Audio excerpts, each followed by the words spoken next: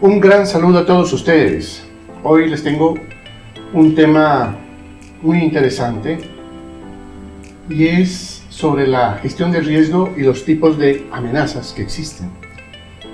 Vamos a aprender un poquito acerca de conocer las amenazas para reducir esos riesgos y construir resiliencia, o sea, resistencia a esas amenazas. Pero antes, ¿qué quiere decir gestión del riesgo?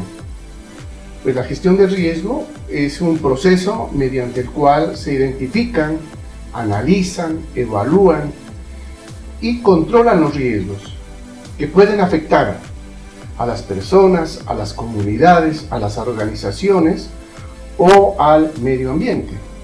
Eso es gestión del riesgo.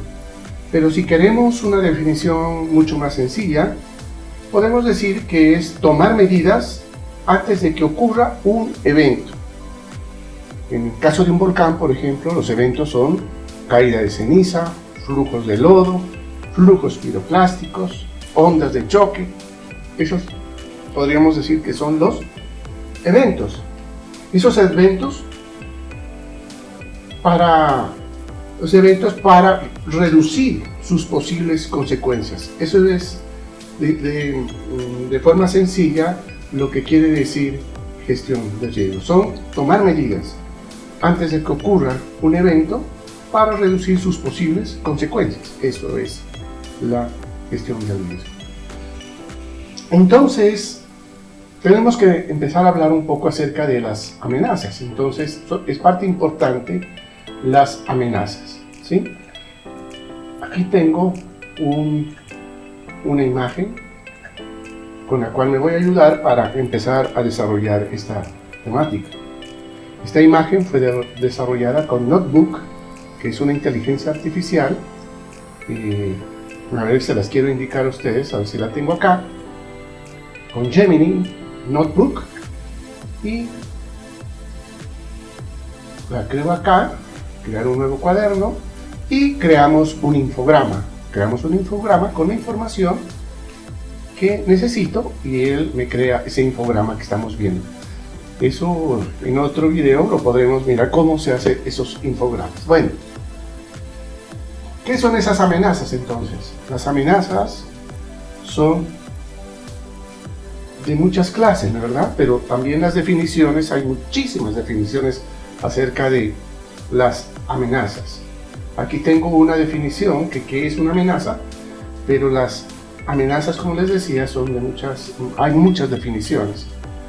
Nos podemos valer de ChatGPT para preguntarle, bueno, ¿qué es una amenaza del tipo, desde el punto de vista natural? Aquí tengo ChatGPT, le puedo decir haga una definición del tipo de amenazas naturales. Punto. ¿Cuáles son? Entonces, ChatGPT me va a decir cuáles son las amenazas que existen, ¿no? Me va a hacer muchas amenazas. Entonces hay amenazas geológicas, amenazas hidrológicas, amenazas meteorológicas, las clases de amenaza, pero eso lo vamos a ver con más detalle ahora, ¿no? Pero yo le voy a decir, quiero que me des las definiciones de amenaza. Entonces me va a dar una serie de definiciones de amenazas, pero hay aquí una que me gusta mucho. Hay muchas definiciones, pero hay una que me gusta mucho, que es esta, que es la amenaza desde el punto de vista de la gestión del riesgo. Y dice: una amenaza es un evento potencialmente dañino que puede materializarse en un lugar y en un tiempo determinados, generando pérdidas humanas, económicas o ambientales. Es una definición muy buena, muy completa. Yo podría decir que la amenaza entonces es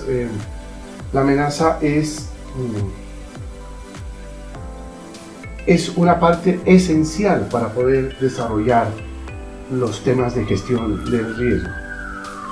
Entonces, una vez que yo ya tengo definidas las amenazas de acuerdo a los grupos que vamos a ver de los tipos de amenaza, podemos empezar a realizar otros desarrollos de esta gestión del riesgo mediante esta imagen.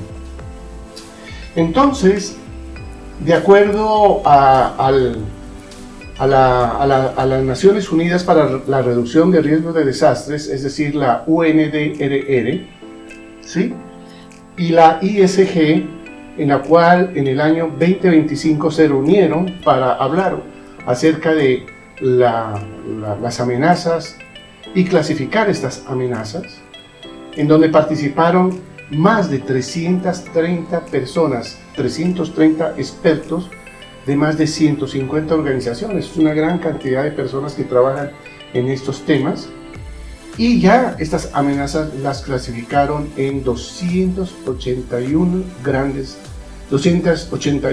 amenazas, las clasificaron en 8 grandes grupos. Y estas hacen parte de la referencia internacional más importante para la gestión de riesgos de desastre. ¿Y cuáles son esos grupos que desarrollaron? Son muy interesantes porque los 8 grupos que habíamos hablado, primero de ellos es la hidrometeorología, o sea, las amenazas hidrometeorológicas. Y como ejemplos tenemos las inundaciones, los huracanes, las sequías, ¿sí? También tenemos algo bien interesante que muy poco se ha hablado sobre eso, y son las amenazas extraterrestres. Imagínense, hoy en día se está hablando mucho de estas amenazas extraterrestres, en donde hay gobiernos que ya están desclasificando mucha información, y también desde el punto de vista de astronómicas, como son los asteroides, los cometas, las tormentas solares. Es muy interesante porque muy pocas personas han trabajado estos temas de amenazas, de vulnerabilidad y de riesgo desde este punto de vista de las amenazas astronómicas, podríamos decir. Por decirles algo, hay un asteroide que pasará cerca de la Tierra en 2029, o sea, ya estamos muy cerca, que se llama Apophis, ¿sí? Y está amenazando en impactar a la Tierra. Pues ojalá no ocurra este proceso, aunque ya existen algunas medidas que por parte de la NASA que han tratado ya de generar algunos proyectos para desviar a los asteroides. De eso podríamos hablar en otro video acerca de todo esto, ¿no? Y cómo están tratando de desviar estos asteroides mediante impactos o choques. Hay otros métodos que están probando, pero este es uno de los que ha dado un resultado. Mire, que muchas de estas amenazas tienen que ver también con los cambios climáticos, ¿no? Las amenazas de tipo hidrometeorológicas que son las inundaciones, huracanes y sequías, tienen que ver con este cambio climático en el cual estamos afrontando hoy en día. Pero de las más conocidas son las que están allí, que son las amenazas geológicas. Estas geológicas son los terremotos, pues por nosotros son bien conocidas, no como las anteriores astronómicas que recién se empieza a hablar. Están las geológicas, los terremotos, volcanes.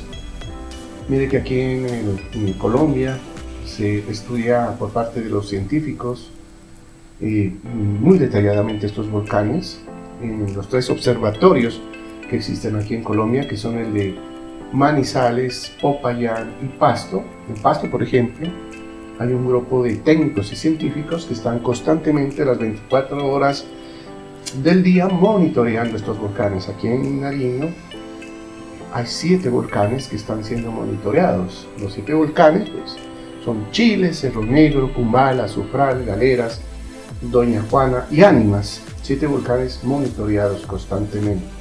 Hay muchos análisis, muchos estudios científicos acerca de estos volcanes. Y también los tsunamis también se han hecho. Nosotros tenemos acá dos océanos que pueden causar tsunamis y se están monitoreando constantemente estas amenazas, ¿no? Hay otras amenazas ambientales que también tienen que ver mucho con la parte del calentamiento global, como son la degradación ambiental y la desertificación. Tiene que ver mucho con la tala, con la desertificación también, con la tala de estos bosques en muchas regiones que son muy sensibles, o estos ecosistemas que son muy sensibles. Estas amenazas de tipo químicas, que ya los clasificaron de acuerdo a la UNDRR del 2025, estas químicas, pues también algunas son muy conocidas como los derrames tóxicos y los contaminantes químicos, ¿sí? Que pueden ser estos derrames no solamente en los cuerpos de agua, en el suelo, sino también en la atmósfera, ¿no? El CO2 o los fluorocarbonados que pueden llegar a la capa atmosférica y tener problemas con la capa de ozono, por ejemplo, ¿no? Muchas de estas ya están, se han hecho muchos estudios de amenaza, vulnerabilidad y riesgo, pero hay muchas que no se han hecho todavía, muchas cosas, porque no hay unas metodologías todavía muy claras para poderlo hacer. Otras, las biológicas, dentro de este grupo están las biológicas, y aquí sí que son importantes porque hace poco nos cogió una pandemia y que diezmó gran parte de la población. Otras son las plagas, por ejemplo, las epidemias. Las epidemias son cuando son en sectores más pequeños geográficamente. En cambio, las pandemias ya son cuando cubren grandes extensiones de tierra, es decir, países enteros. Y ahí las plagas, mira, aquí me recuerdo en este momento de que leí un artículo hace poco en el cual decía que debido al cambio climático se están descongelando los polos, y esas capas inmensas que había de hielo están dejando al descubierto grandes cantidades de bacterias que podrían de alguna forma afectar a nuestros ecosistemas y por ende a nosotros, ¿verdad? Dentro de estos tipos de amenazas están las tecnológicas. Las tecnológicas, como accidentes industriales, fallas de infraestructura, ¿sí? Y las sociales. Las sociales pues son las que a veces no son las que más nos impactan, como son las crisis sociales, las migraciones entre países, de las grandes poblaciones que tratan de migrar a otros países mucho más, con muchas más calidad, que tienen mayores calidades de vida, ¿no? Y conflictos también tienen que ver con estas clasificaciones de amenazas. Entonces mire que ya han sido clasificados, y dentro de estos tipos de amenazas hay muchos ejemplos en los cuales podríamos nosotros trabajar. Solamente algunos de ellos se ha avanzado, digamos que significativamente, como en las geológicas, por ejemplo. Se ha avanzado en la parte de amenazas, identificar las amenazas, mapear las amenazas geográficamente, hacer los análisis de vulnerabilidad. Ahora vamos a ver qué es eso de vulnerabilidad, y hacer análisis de riesgo. Hay muy pocas, es decir que aquí hay unos grandes nichos para poder desarrollar muchos trabajos. Y hay algo que también se habló ahí cuando se clasificaron estas amenazas, según la UNDRR, son los riesgos multiamenaza, que también se había hablado muy poco, ¿no? Y los riesgos multiamenaza son aquellos riesgos, son aquellos que pueden ocurrir al mismo tiempo o desencadenarse, u otros amplificando sus impactos. Por ejemplo, un terremoto en el mar, o no solamente en el mar, pero cerca, una falla geológica, por ejemplo, puede generar un tsunami. Ese se le denomina riesgo multiamenaza, ¿verdad? Una sequía, ¿sí? Por ejemplo, los efectos del Niño, puede generar incendios forestales, o la Niña, inundaciones, etc. Son riesgos multiamenaza. Una tormenta solar, por ejemplo, que se ha determinado que el Sol cada 10 años puede generar una tormenta solar, o en cualquier momento puede generar una tormenta solar, puede impactar ¿a qué? A las redes eléctricas, o puede impactar a los satélites. Y hoy en día, por ejemplo, que se habla de esas misiones a la Luna de Artemis 1, Artemis 2, que fue hace poco, que dieron solamente la vuelta a la Luna, los 3 astronautas, y la Artemis 3, que ya va a descender en la Luna. Una tormenta solar puede afectar a los astronautas y puede afectar también a la nave. Aquí hay algo bien importante, que de pronto lo vamos a ver en otro video, es que afortunadamente para nosotros y desafortunadamente para otros planetas como Marte, nosotros tenemos un núcleo que está girando, un núcleo metálico, lo que ha generado un campo magnético en la Tierra que nos protege de las tormentas solares, que nos protege de los rayos electromagnéticos profundos que vienen de otras partes de la galaxia, y nos protegen del Sol, que está emitiendo constantemente diferentes grados de rayos electromagnéticos. Ese es uno de los grandes problemas que tienen los viajes a otros planetas, y que se está tratando de solucionar, porque esto, cuando salimos ya de nuestra atmósfera terrestre y hemos avanzado fuera de nuestro campo terrestre, vamos a ser impactados por estos rayos electromagnéticos provenientes del Sol y de otras estrellas y de agujeros negros que están viajando en el espacio, y que pueden impactar a las personas y pueden impactar también a los astronautas. Bueno, eso lo hablaremos en otra ocasión. Pero también en el marco del Sendai para la reducción de riesgo de desastres, este marco de Sendai es un principio o acuerdo internacional adoptado por los Estados miembros de la ONU allá en el 2015, del 2015 es un lapso al 2030. ¿Y qué es lo que promueven? Lo que promueven es identificar las amenazas, ¿verdad? De estos grupos que hemos hablado anteriormente, es identificar las amenazas. Y luego de identificar las amenazas, es reducir la vulnerabilidad. Entonces aquí ya viene otro concepto. ¿Qué es la vulnerabilidad? Entonces la vulnerabilidad es la debilidad que presentan los elementos a esa amenaza, ¿sí? Y para aumentar la resiliencia, es decir, aumentar la capacidad para resistir a esa amenaza. Como un ejemplo, pongamos un ejemplo sencillo. Hay una persona que está con una gripe o un resfriado muy fuerte. Entonces, como yo en este momento, entonces, ¿qué pasa? Esta persona que está con esa gripe va a una reunión. Esta persona con esa gripe, ¿quién es? Es la amenaza, ¿verdad? Es la amenaza. Va a una reunión donde hay una gran cantidad de personas. Hay unos niños, hay unos jóvenes, unos ancianos, etc. Ellos son los elementos o las personas bajo amenaza, ¿sí? ¿Y qué pasa? Cada una de estas personas que están allá, ¿no? La amenaza entra, pero hay una serie de personas.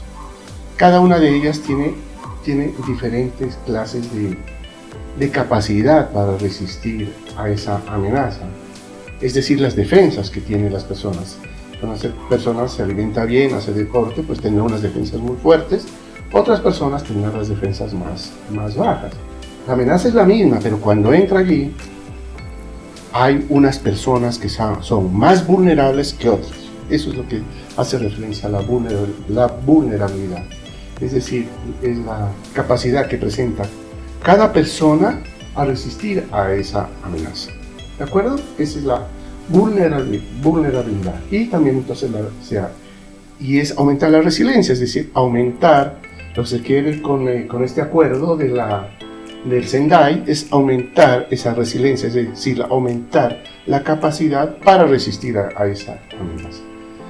Y cuando hablamos de riesgo, aquí no está, pero cuando hablamos de riesgo, el riesgo quiere decir cuando yo cuantifico ya a esa amenaza, es decir, cuando digo, bueno, entra esta amenaza aquí, es la amenaza, la persona que está con el resfrío, entra aquí, y yo puedo clasificar y decir, bueno, de estas personas, aquí, bueno, hablamos de los escenarios de riesgo, pero eso lo hablaremos en otros videos. Entonces digo, bueno, de aquí a posiblemente unas 10 personas sí van a complicarse un poco, unas 3 van a complicarse menos y otras personas no se van a complicar en nada. Entonces ya estoy hablando del riesgo, es decir, estoy tratando de cuantificar el número de personas que pueden verse afectadas. Bueno, y para continuar con el marco de Sendai, otro objetivo es prevenir nuevos riesgos y reducir los existentes para proteger a las personas, los bienes, la economía y el medio ambiente, claro. Entonces eso es aumentar la resiliencia para prevenir esos riesgos que pueden producirse.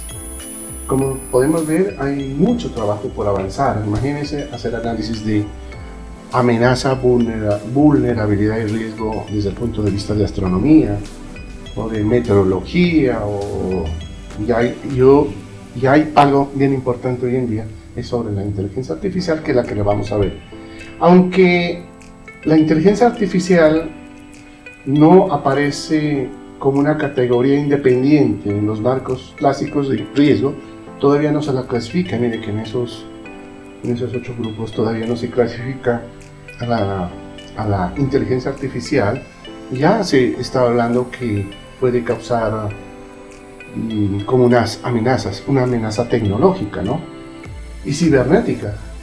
Sin embargo, existen muchos expertos que consideran que podría convertirse en una categoría de amenaza y de riesgo emergente, está creciendo rápidamente debido a la desinformación automatizada. ¿Qué quiere decir eso? Mire, cuando yo entro a ChatGPT, por ejemplo, a ver si entramos a ChatGPT, vemos a ChatGPT, a ver si lo tengo acá.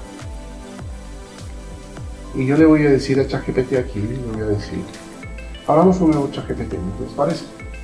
Abramos una pestaña de ChatGPT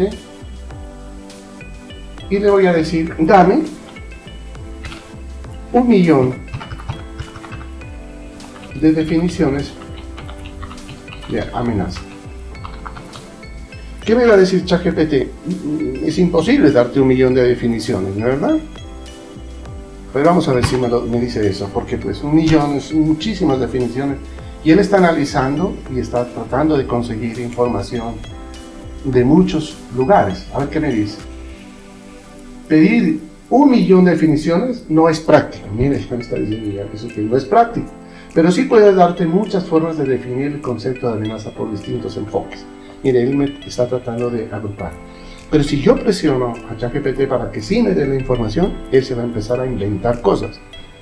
Se va a empezar a inventar definiciones. Entonces aquí viene algo importante y es tener en cuenta lo que se llama los prompts. O sea, las instrucciones que yo debo dar a ChatGPT para que él sí me haga unas definiciones correctas. El prompt entonces es la instrucción. Entonces yo le digo, entonces, dame solo 10 definiciones. Él sí me las va a dar las definiciones, ¿no? Entonces ya me dio las 10 definiciones. Ese es el prompt. Cuando yo le dije que solamente me dé 10, ese es el prompt, o sea, la instrucción que yo le estoy dando. Entonces ya me dio las 10 definiciones. Eso es como yo empiezo a jugar con la inteligencia artificial y empiezo a tener mucho cuidado con esto, porque posiblemente cuando yo lo presiono, por ejemplo, con 1.000.000 o 10 millones, que yo le digo que me dé definiciones, lo que está haciendo ChatGPT es empezar a inventarse cosas, inventarse definiciones. Eso es lo que se llama desinformación automatizada. Algo que también hay miro es que se llama sistemas autónomos o fallos de operación. Los sistemas autónomos es, por ejemplo, cuando, a ver, un ejemplo que recuerdo en este momento, es cuando los carros eléctricos de Tesla ya son autónomos, ¿sí? Por ejemplo, un sistema autónomo, como dice allí, pero a veces hay fallos con esos sistemas autónomos. Y leí hace poco, no hace un año tal vez, que un carro de estos atropelló a una persona porque no la pudo identificar como un peatón. Entonces mire que hay fallos autónomos con estas inteligencias artificiales. También tiene que ver con la pérdida de control. Es algo bien interesante esto porque se han hecho unos análisis con unos drones en donde ellos constantemente, mediante la inteligencia artificial, está constantemente ajustando sus algoritmos, ajustando continuamente sus algoritmos. Y por ejemplo en los drones ellos ajustan sus algoritmos para no chocarse entre ellos cuando hacen figuras en el espacio. Pero a veces esa dependencia